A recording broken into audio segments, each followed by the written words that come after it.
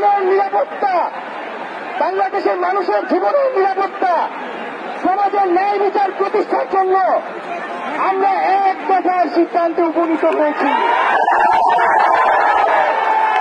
এই সরকার কোনোভাবে আর এক মিনিট ক্ষমতায় থাকার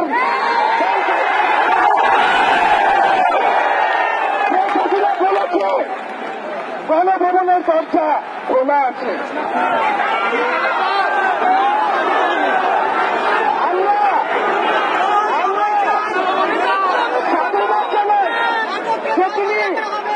বুঝতে পেরেছি যে গণভবনের দরজা খোলা রাখতে হবে।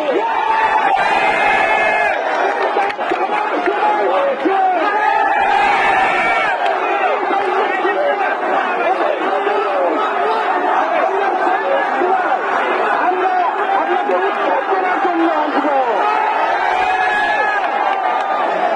বন্ধুগণ, আমরা খুবই স্পষ্ট কথা, শুধু শেখ হাসিনাকে পদত্যাগ করলেই হবে না। এই যে খুন, লুটপাট, দুর্নীতি এই দেশে হয়েছে তার বিচার হতে হবে। আমরা পদত্যাগ দিয়ে তাকে কোনো এক্সিট রুট দিতে চাই না। তাকে পদত্যাগ করতে হবে, বিচারের আওতায় আনতে হবে। এবং শুধু শেখ হাসিনা নয়, পুরো মন্ত্রী পরিষদ, সরকার সবাইকে পদত্যাগ করতে হবে।